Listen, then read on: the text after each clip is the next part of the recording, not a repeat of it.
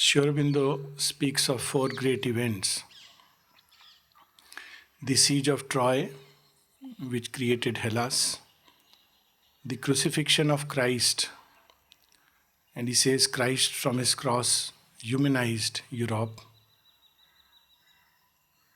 the exile of Sri Krishna from Vrindavan, which created devotional religion. Before that, there was only meditation and concentration. And finally, the colloquy on the battlefield of Kurukshetra, which he says will yet liberate humanity. To this list, we may well add, these aphorisms we know were written around 1912, 1913, 14, up to 1918. So we may add that there are two more events which surpass in their significance all that has happened so far. One is the coming together of the mother and Sri Aurobindo. As mentioned in Savitri, it's the matrix of a new time which started, the conception of a new idea force, which began to be serialized through the Arya, a new possibility that began to stir the mind and heart of earth.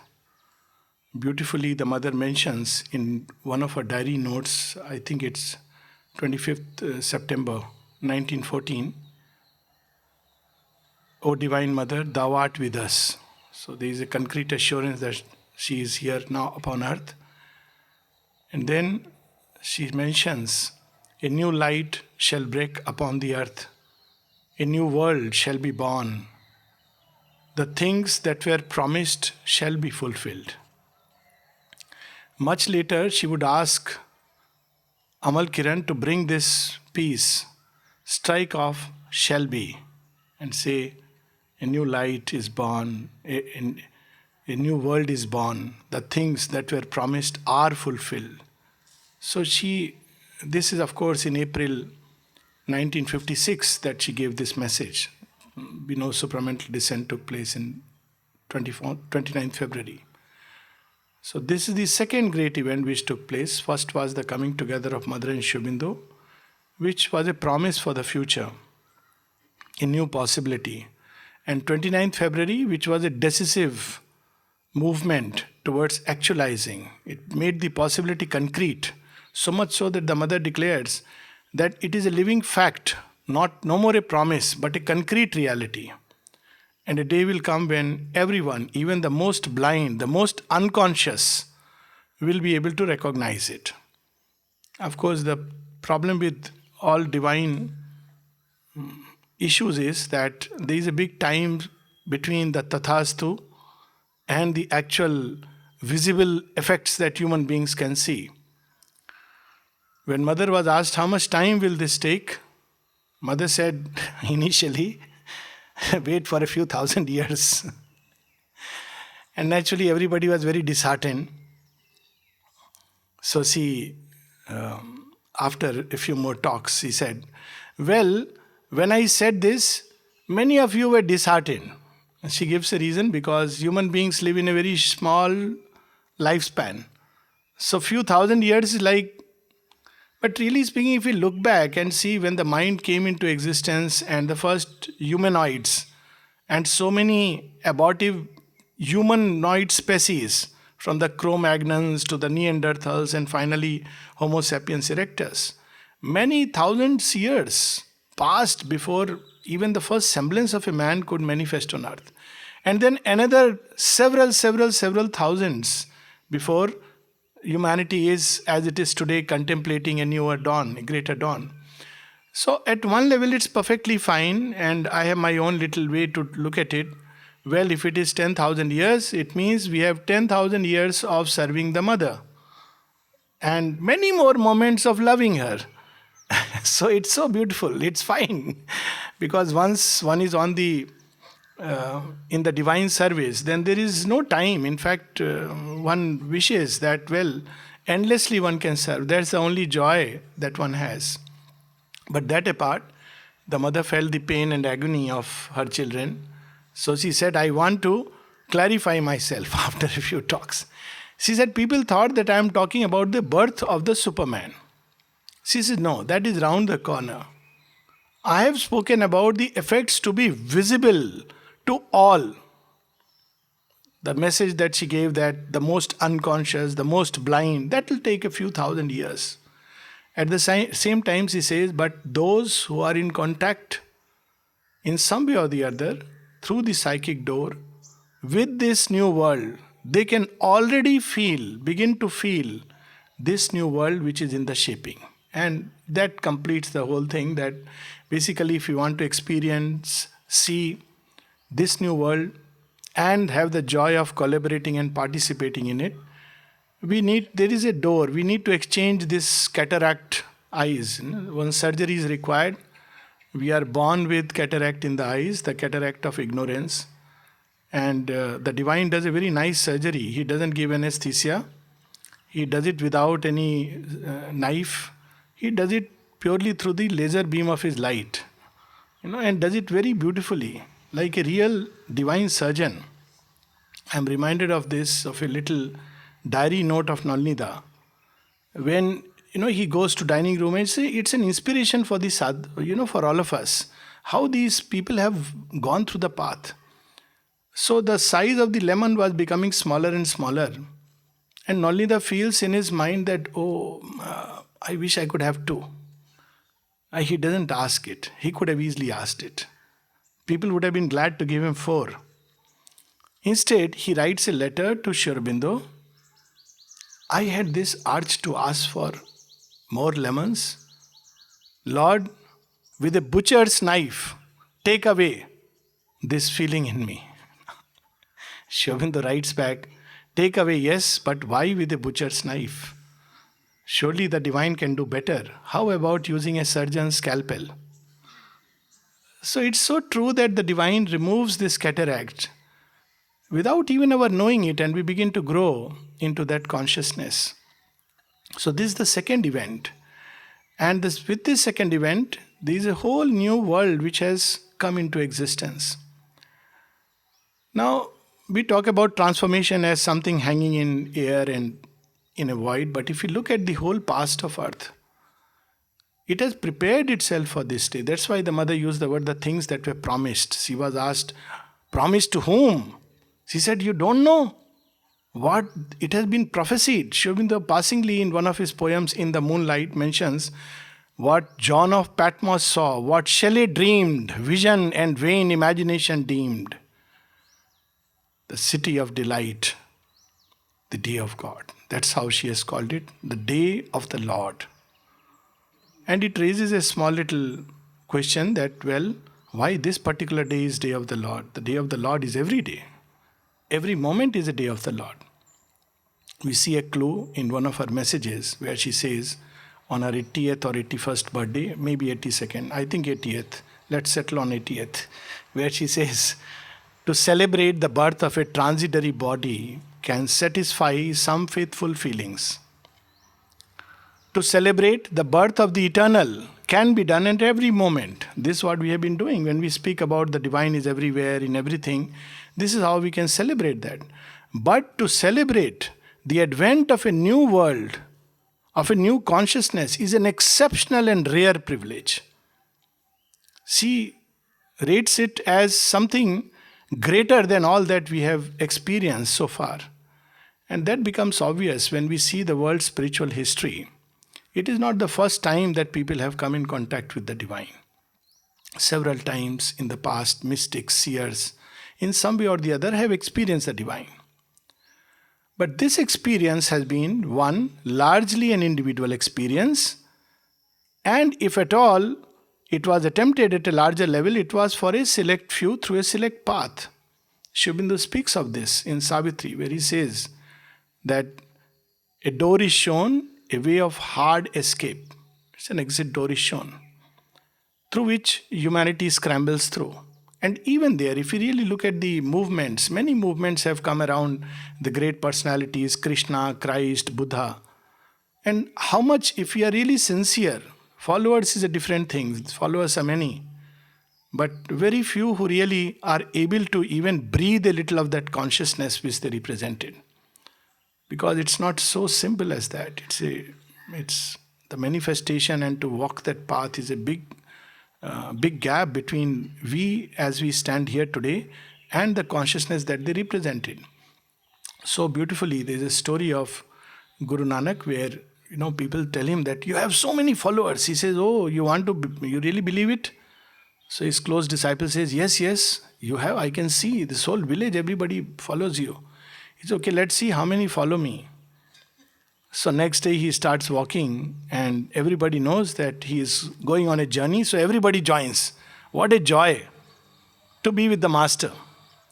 So as they go farther and farther, the way becomes difficult. And he also grows his beard, looks fierce. And half the people say, "I think he has gone crazy." They drop by.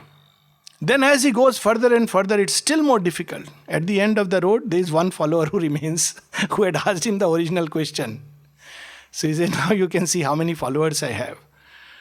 So we have been creating this. There has been following, mass followings, religions, sects, etc.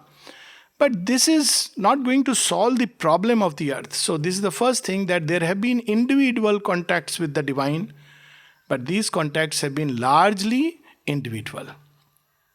And this is one big difference, because Sri Aurobindo wants this to become a collective process. This is collective yoga, but collective yoga again is not having too many followers, but those who are few, they become representatives of the many. So each one is like a conduit, and if one person changes, so many will change who correspond to that type. And we can see in Sri Aurobindo's letters written to different types of personalities and different types of people, and they are representative, and through them the whole work goes on. So we don't have to really gather a huge crowd.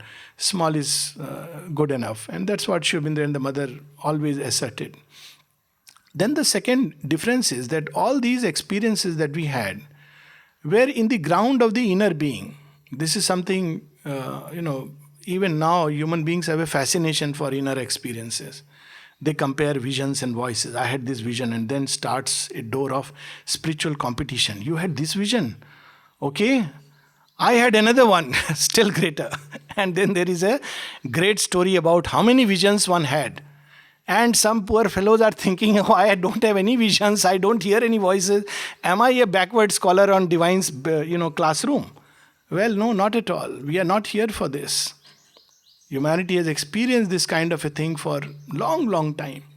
Sri Aurobindo himself, who had gathered all the experiences which were possible through yoga in a traditional way, has this to say after coming to Pondicherry. We know that he had experience of the Advaita, the experience of the vacant infinite, the experience of the Godhead emerging out, and the experience of Kali as the living world mother, so much so that he had given himself in the lap of the world mother. It's documented.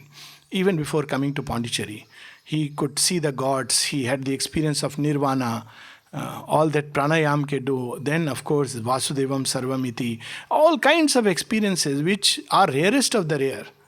And still he writes that these experiences that I had were just a preparation.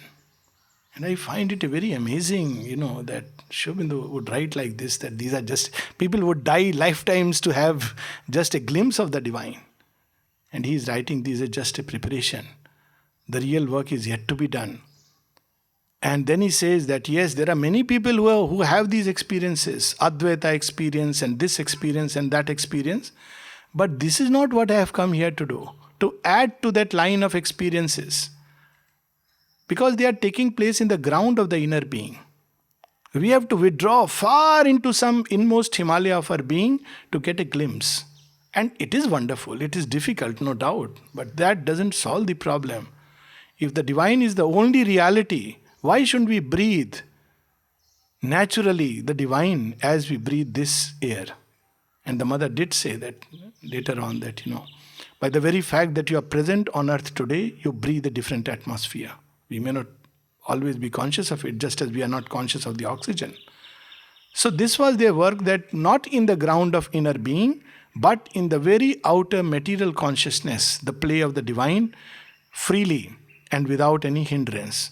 And that's what she mentions in the agenda in 1970. She says that this is the old division created by the mind. always it says, you may have the finest experiences in your inner being, but the outer field will remain just as it is, unchanged. And then she says, assures us, but the change is done.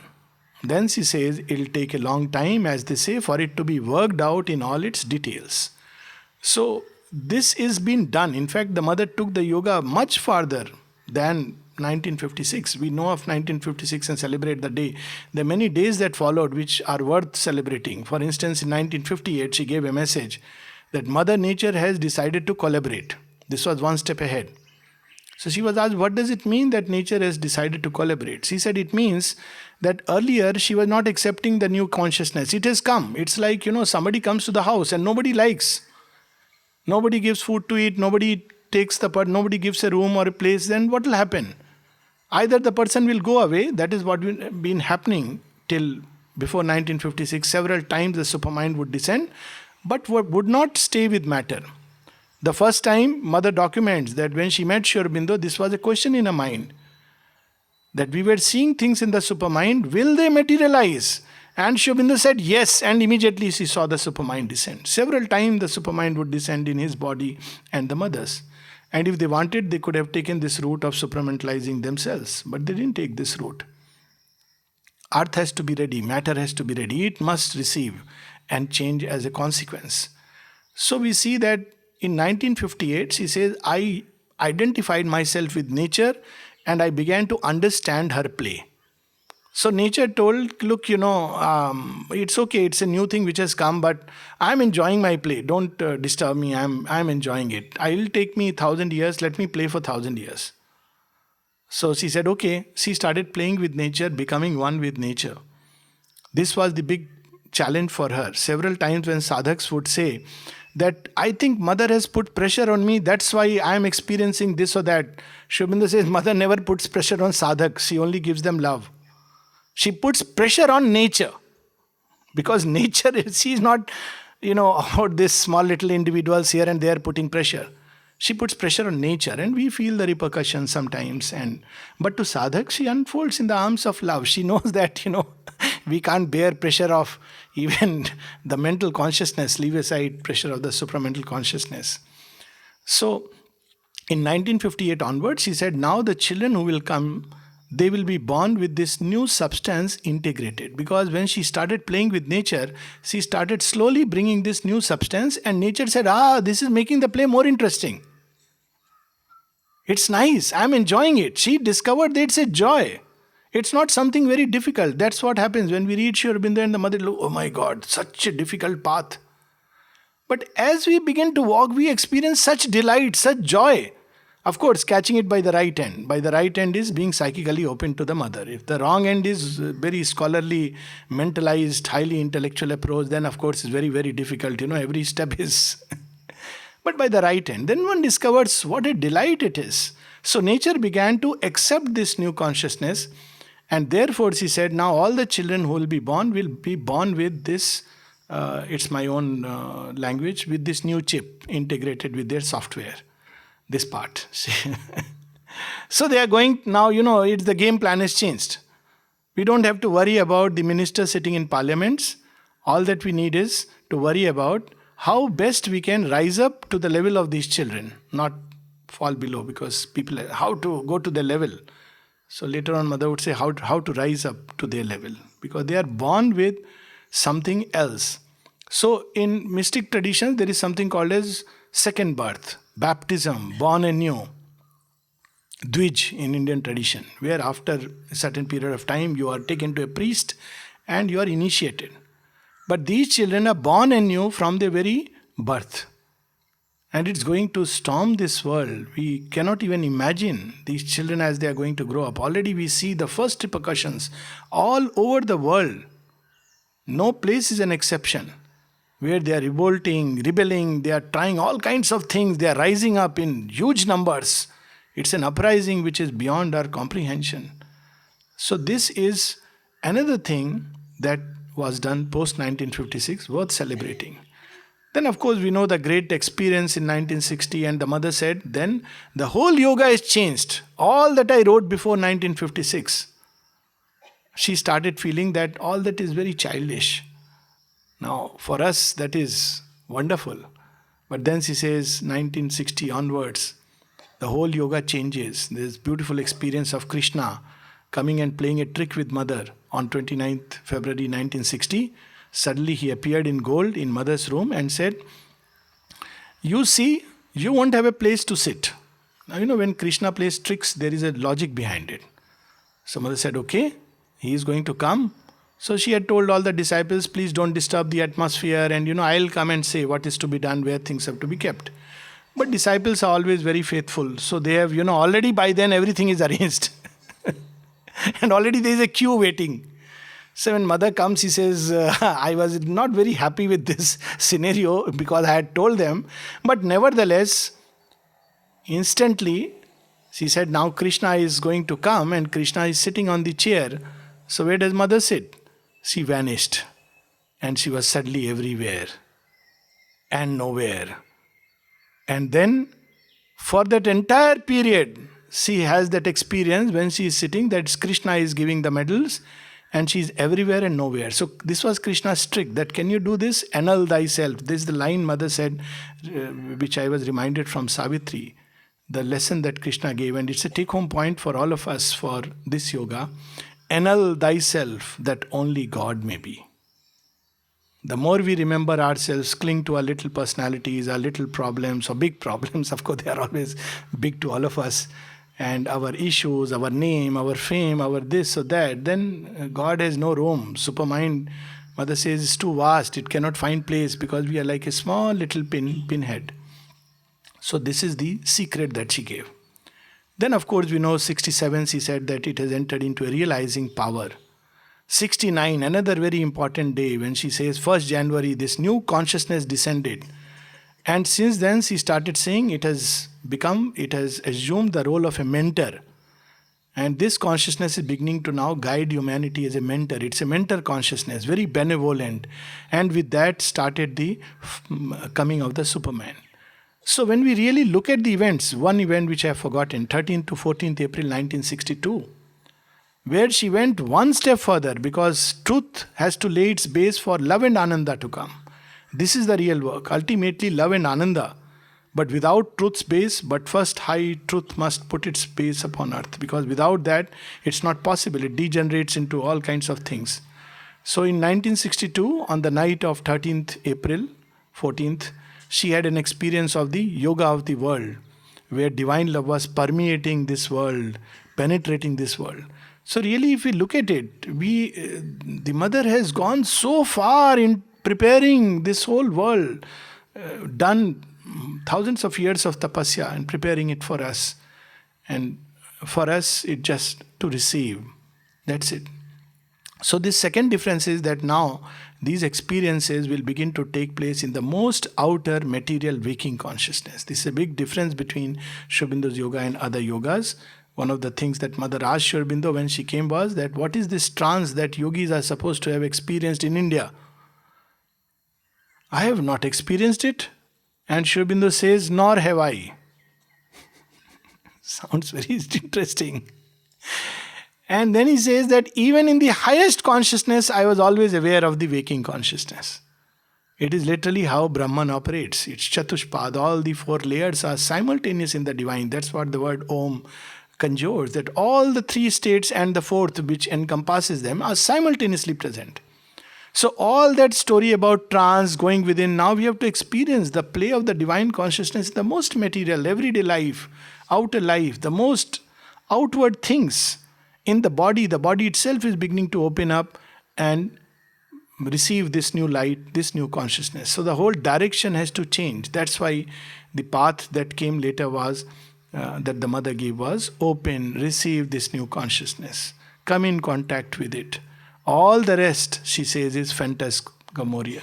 All the rest is an illusion. All these nice things, experiences, it's of no importance at all. If we have it, fine. They enrich the consciousness. They don't transform it. The real thing is opening and receiving the divine And that is what she says is a rare and exceptional privilege which is now possible to mankind. Sitting anywhere, just walking on the path with this thirst, and suddenly one can experience while walking a great peace descending. It's unimaginable that how is it possible? Or while walking, like Sri Aurobindo is walking up and down in the jail, to experience the sense of the divine suddenly coming alive through everything, through the most material objects. This is the kind of yoga which is there, which the path that has been opened for the future. So these are the two cardinal differences between Sri Aurobindo's yoga and this yoga and the traditional yoga. And lastly, the experience of the divine, not only it has been there in the ground of the inner being and the soul, but it has led to a kind of eventual withdrawal, because it's so powerful. There is such a big difference between this world and that. One is born into this world with even a little touch of the divine consciousness, little awakening. One feels such a hopeless world. In fact, the mother said this is one of the first things that people will experience as they start on the path. As long as they are enjoying it, they are feeling it's wonderful, it's still a way to go. They'll feel it naturally. What is this world? Even with all its riches, all that it can give, how ephemeral, how transient it is. So this is because we don't see a free play of the divine in the world. But with time to come, even the gods will want to take birth in this world, because we will get something here which won't be found anywhere. So one will no more want to escape, or, this is very interesting that all these temples, churches, mosques, everything is slowly, it's going to disintegrate. And the reason for that is very simple.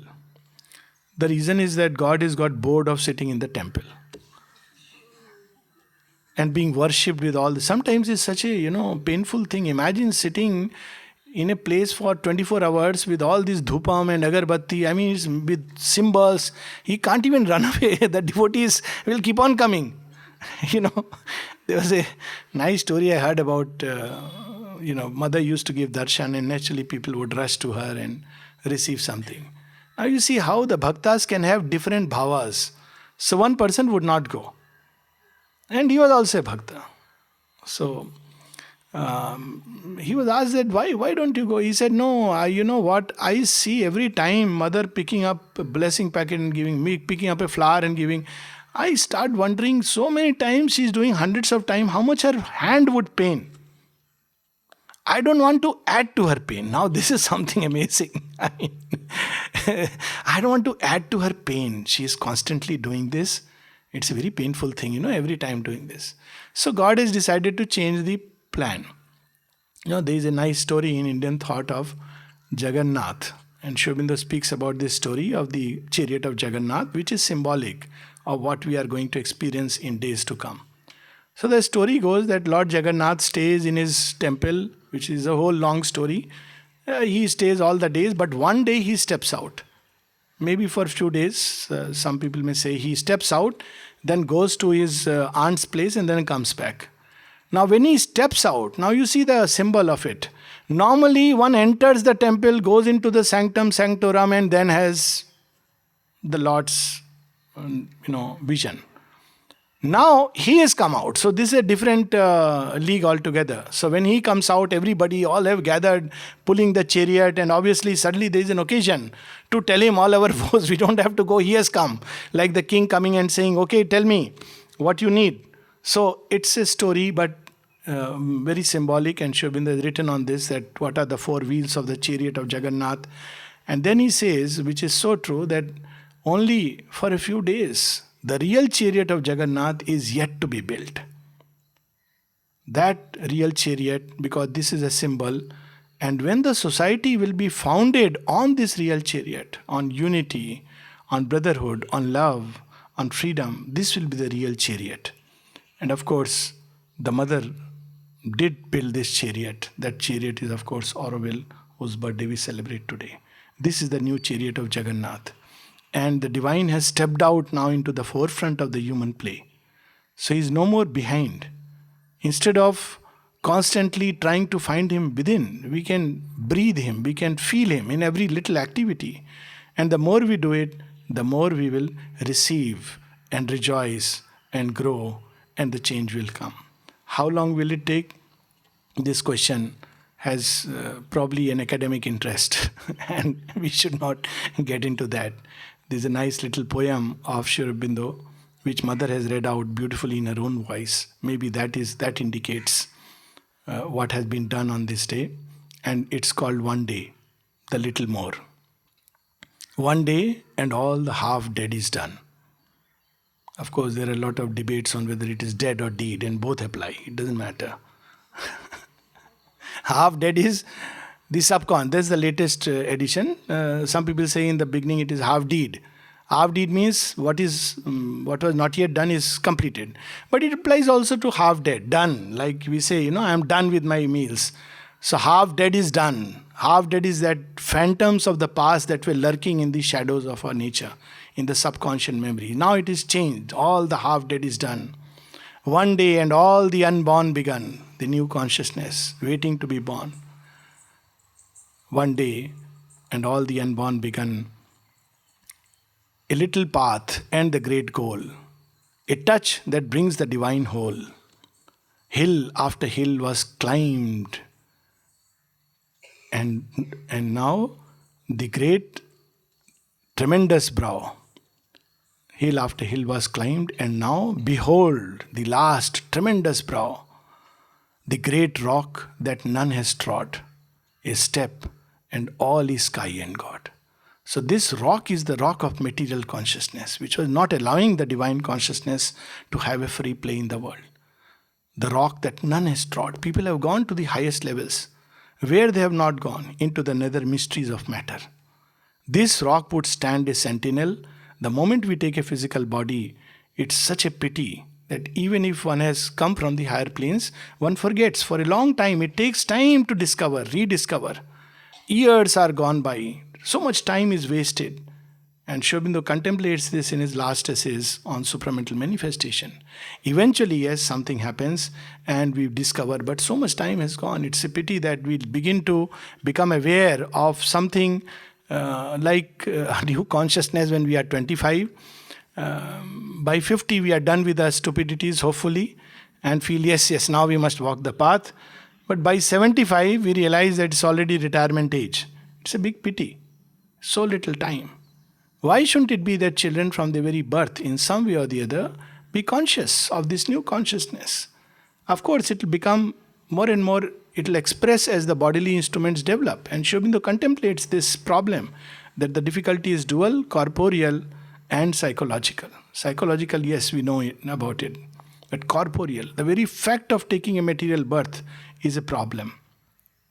But hopefully no more, and with passage of time no more. So in olden traditions, it used to be a big pain, dying and coming back again. Now we can say, well, every time we come back, it'll be in a better and better body, because this new consciousness is integrated in matter itself. So with this, maybe I would like to close reading a prayer of the Mother, and then if there are some questions, we can take that. It's a prayer in July 6th, 1914. What plenitude in the perception! The entire individual being, modest, humble, surrendered, adoring, calm and smiling, feeling one with all beings, unable to make any difference of value, in perfect solidarity with all things, is kneeling down before thee, together with them all. How beautiful state it is. The path, Sri Aurobindo and the Mother, she speaks of endurance, faith, smile, simplicity. Repeatedly Sri Aurobindo says, be simple, be simple, be simple. Humility. People often ask when they come to this path that, what is the technique of meditation? We are glued and stuck with this meditation thing. And Mother at one place even says this. She said, now of course we have added to the list of old meditation. Now there are chakra meditations, dancing meditations, hot yoga. Hot yoga we had heard. When I first heard about hot yoga, I thought it's some Bengali who has just, reinvented hot yoga. Hot yoga. So I asked them, he said, no, it's not a Bengali, it's Punjabi. I said, well, I can understand the word hot now, but what does it mean? So you have a steam and you do the yoga in that. So, you feel hot. So it's hot yoga. Now, we don't have to get into all these things. These things are nice, beautiful, but they have outlived their purpose. So in ashram, we don't have technically a meditation hall.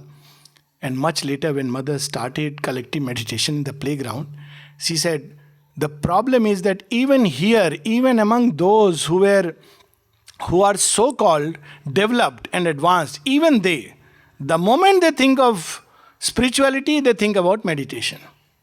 She said, that's why I had to stop it.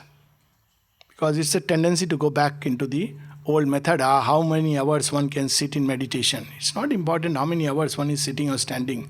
Horses can do standing meditation for many hours. They don't realize the divine. They still have blinkers on the eyes. It's being in contact with the thirst. That's what she said. This thirst, this need. And then even the extravagances of an American youth are a path. This thirst. And then she said, do not cling. All kinds of things which will come in life and they will go. But to remember the goal. That is the path. It's something very unprecedented. And then just to remain simple like a child. And full of humility. Because what we can have pride for? It is only the divine whose glory manifests in this world. So look at mother with all her experiences. She is kneeling down in perfect humility, carrying everyone in solidarity. And at the same time, the formidable omnipotence of thy force which is here, ready for the manifestation, waiting, building the propitious hour, the favorable opportunity, the incomparable splendor of thy victorious sovereignty. It is here, very close to us, right in the subtle physical, right in matter. It just needs a little opening through whatever means. The force is here. Rejoice. What a cause for celebration. We celebrate all kinds of things. The birth of babies, and in ashram there is a tradition when something happens, they give a laddu or something. So every time I have a laddu in nursing home, I ask them, Janam Din, Maran Din, what day? Somebody has either died or somebody is born or somebody is married. They said, we don't know. The laddus has come, so that's fine. As far as we have the laddus, it's okay.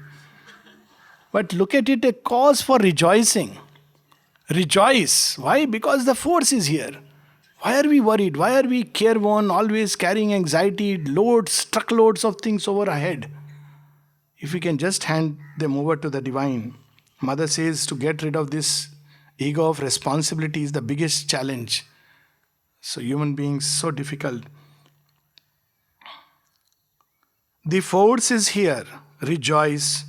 Oh, you who are waiting and hoping. The new manifestation is sure. The new manifestation is at hand. 1914. So obviously, much before. The force is here. All nature exults and sings in gladness. All nature is at a festival. We get to know much later because we are mentalized beings. Mother says it's so easy to see God in bird and beast, but so difficult to see in human beings. So she had raised this question and she says because of this strong individualized ego which creates, almost compels to separate from the divine. At one place he says, human beings have tried very hard to separate from the divine, and then semi-humorously she says, and well, they have succeeded. They have succeeded. We try to, there is the divine, there is me. So me and the divine. This creates a big problem. So, all nature exults and sings in gladness. All nature is at a festival. The force is here. Nature responds. Flowers respond. Animals respond. The donkey that mother had seen from balcony darshan and called, that donkey responded to her force. When there was a race of donkeys, this donkey Bodo stood and would not run when other donkeys have started. And all the sadhaks cheering him, Bodho, run, run. And suddenly, somebody had a brilliant idea and invoked the mother's force.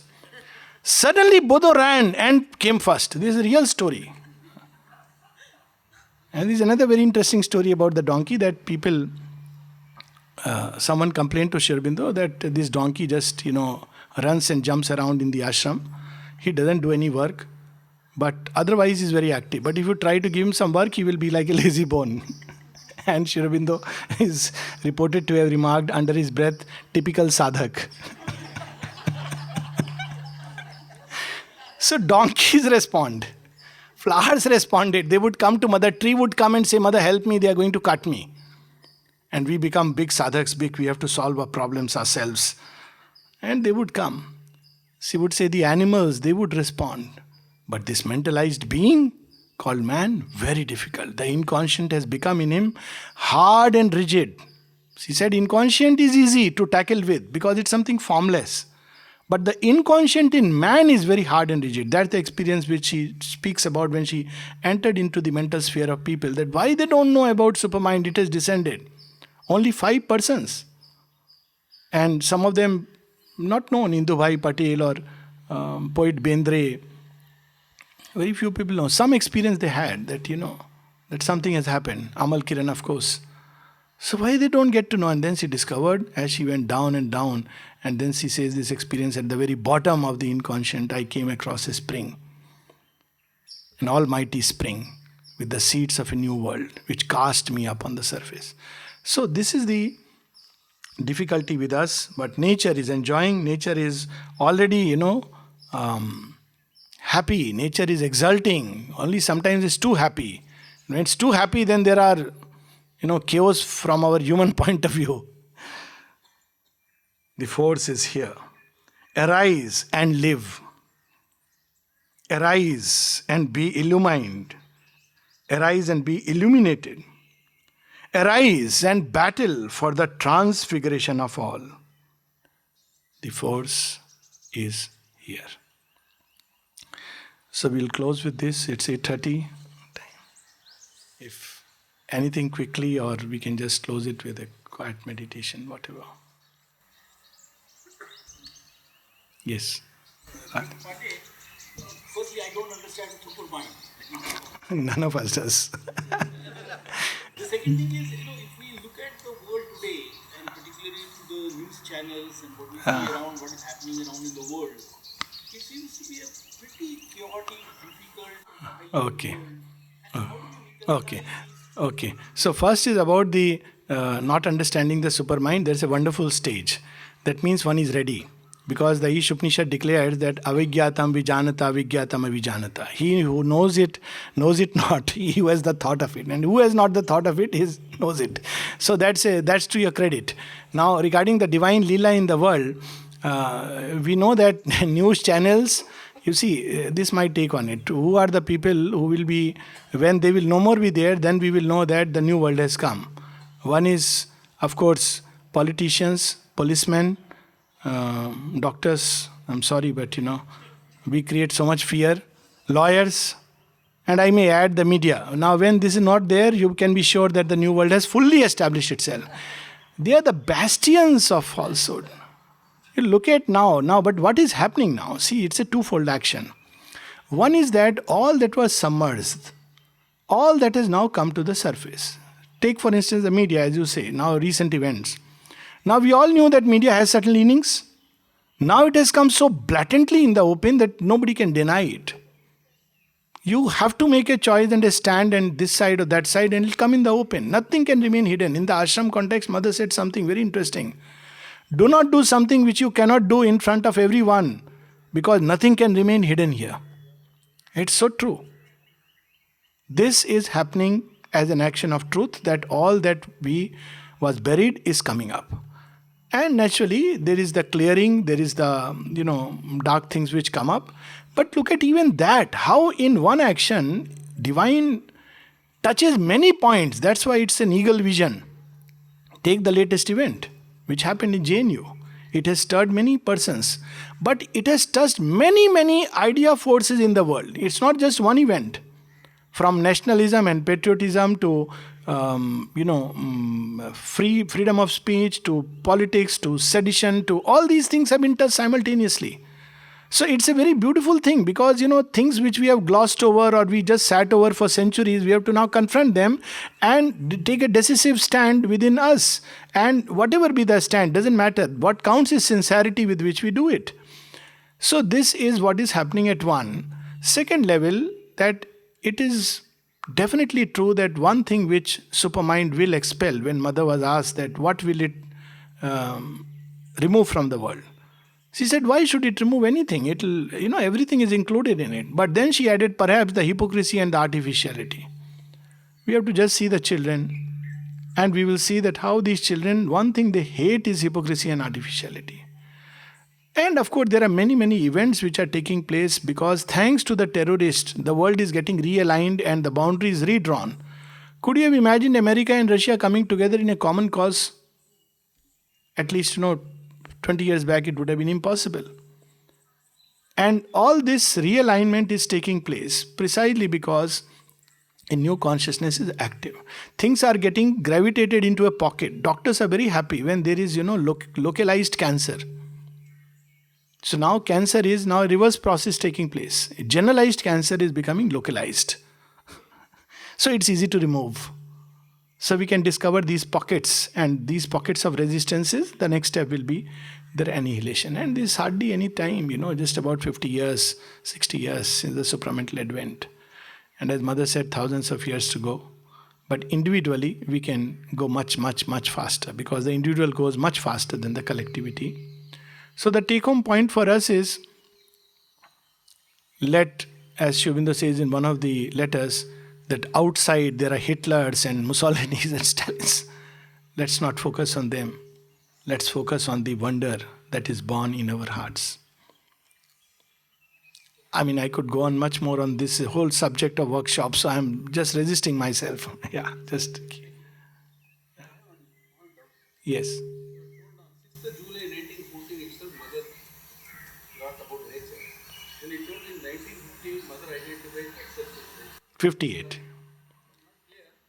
Here she says that all nature exults. She is identified with the Divine Mother, but looking at nature is exulting, enjoying. But still, while it is celebrating, still when the Divine brings that light, it says, I'll take it my own time, because for nature, 10,000 years is nothing. It knows that there is a new consciousness. But it says that let it take a long time. I want to continue my play for some more time. It's like children. When they are playing with, some toys, and even if something nice has been cooked or something good prepared for them, they don't want to leave and come. So what do mothers do? Mother come and start playing with the baby, and in that process they will feed him. Then the baby says, yummy. And he says, nice. Then again he's playing. Then again she gives him another one. Mom, very nice. Please make it again. Now that's what mother did with nature at that point of time. Okay, so maybe we can close it here.